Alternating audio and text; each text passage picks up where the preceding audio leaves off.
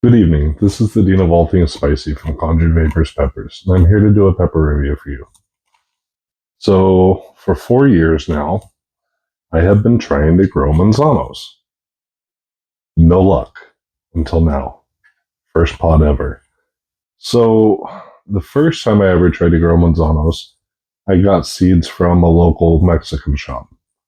Not realizing that when seeds cross the border from Mexico into the US, the Border Patrol irradiates the fruit.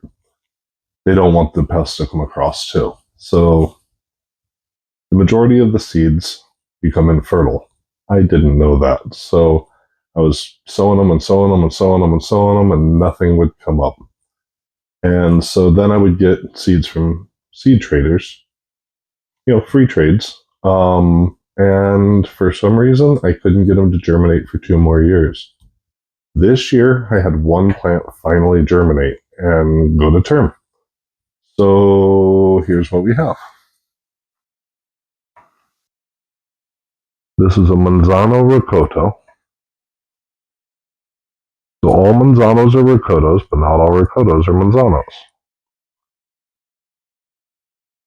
Beautiful pod.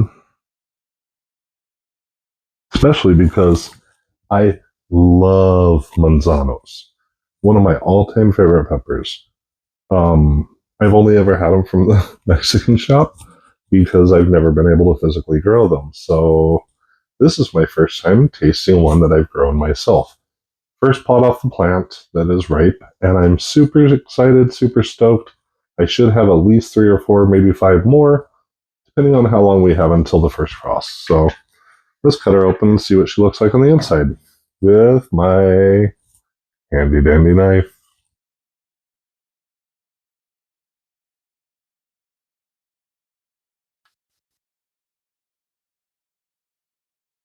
How are you all doing this evening? Didn't get a chance to upload a video yesterday. I busy with the family. My wife is a music director for a church, and we had a big church event, and then a get together afterwards. So one of the things that's really interesting about the Rocoto variety, or the Rocoto family, is black seeds. The very first time I ever opened a Rocoto, I didn't know that. And I looked at it and I'm like, this must be bad. The seeds are black. Well, no, it's natural in the Rocoto varieties. Anyway, so that's what it looks like on the inside. How's she smell? Pretty. So Rocotos tend to have a different type of flavor than any other pod you've ever seen. Um, I don't really know how to describe it. It's just its own thing. And every ricotta tends to taste somewhat similar. Um, I don't know. Let's try it and find out.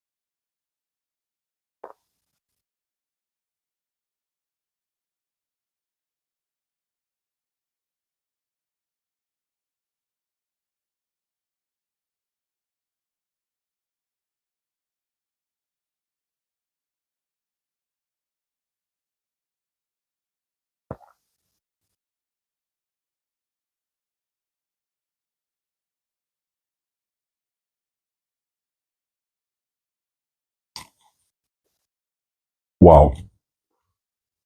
Sweetest Manzano I've ever had. It literally tasted like an apricot. Not quite as sweet as a fully ripe apricot, but if you get a apricot just barely underripe, not where it's still crunchy, but barely underripe, it's still soft. That's what this tasted like. Absolutely delicious. The best Manzano I've ever tried, hands down, my entire life. Absolutely delicious, super juicy. The juice instantly hit my throat, which is why I started coughing. So, apricot with a slight black pepper flavor.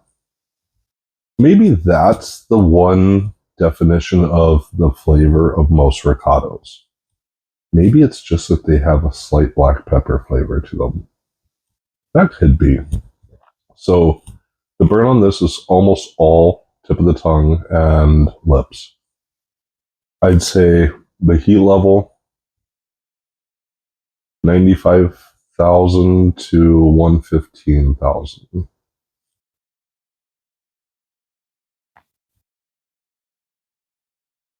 Maybe.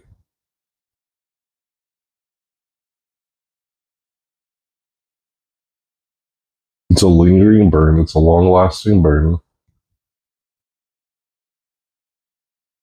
Like I said, it hit my throat, but it's not burning my throat. It was just all that juice hitting the back of my throat all at once. Absolutely, hands down, amazingly delicious. If you've never grown a Manzano Rocoto, grow one. So Manzano means apple in Spanish, in case you didn't know. I'm assuming they called it that because it resembles an apple on the plant. Um, Sauce. Make a sauce out of this bad boy. Because of how sweet and apricot-y it is, make an amazing apricot sauce. You wouldn't even need apricots. Perhaps one or two. But I don't think you need it. And it absolutely would not challenge the apricot flavor. Other than that, anything that you would do with apricot, you could do with this Manzano. Yeah. Ice cream toppings, apricot, what's it called, crumble, anything like that. Manzano would be really good with it. Let's see, for something savory that you could put this on, anything pork. Absolutely, pork. Good pork chop, good pork loin, smoked. Smoke some Manzanos. Yeah, smoked Manzanos. That sounds delicious. So the heat is peaked and it's going back down. I am so excited I finally got a Manzano to grow.